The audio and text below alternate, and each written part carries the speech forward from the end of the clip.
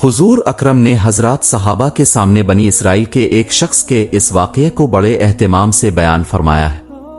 वाक़या ये है, बनी इसराइल का एक शख्स 1000 दीनार का जरूरतमंद था।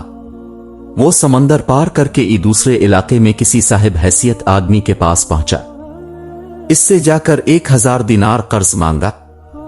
साहिब माल ने कहा कि मैं आपको पैसा दे सकता हूं, लेकिन गवाह कौन है? इस शख्स ने कहा, आप गवाह लाइए, मेरे और आपके दरमियान में अल्लाह ही गवाह काफी है। तो साहिब माल ने कहा कि भाई फिर कफील और जिम्मेदार लाओ, ताकि अगर आपने अदा नहीं किया तो मैं आपके कफील से वसूल कर लूंगा। इस शख्स ने फिर कहा कि मेरे और आपके दरमियान अल्लाह ही कफील है।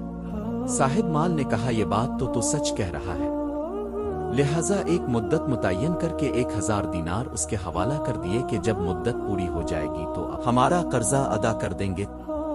इस शख्स ने कहा कि ठीक है।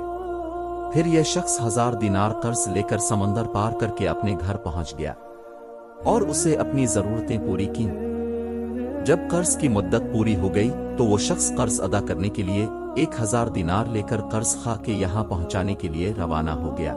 समंदर के पास पहुंचकर कश्तियां तलाश करने लगा, लेकिन कोई भी कश्ती नहीं मिली। इसे सख्त खदशा महसूस होने लगा कि खुदा नखास्ता कर्ज अदा करने से पहले पहले मुद्दत पूरी ना हो जाए। समंदर के किनारे पर मारा मारा फिरने लगा, किसी तरह कोई सवारी नहीं मिली।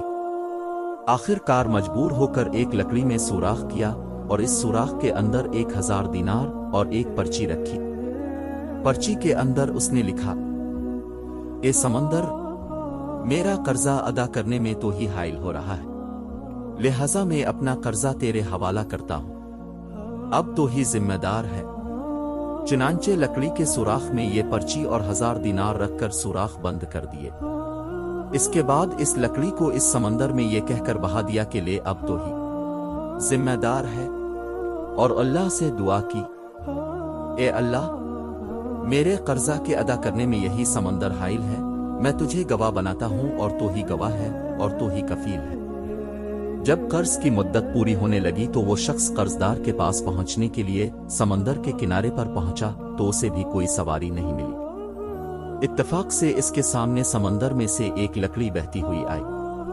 जब वो लकड़ी समंदर के बिल्कुल किनारे पर आ गई तो उसने इस इरादे से इस लकड़ी को उठा लिया कि घर में औरतें खाना पकाने में ईंधन घर ले जाकर चीरा तो इसको 1000 दीनार और वो पर्ची मिली।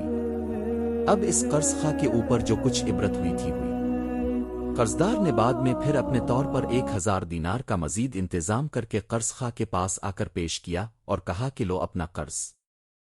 तो इस कर्ज खा ने कहा कि आपका कर्ज मुझे वसूल हो चुका है और आपकी पर्ची भी मिल गई।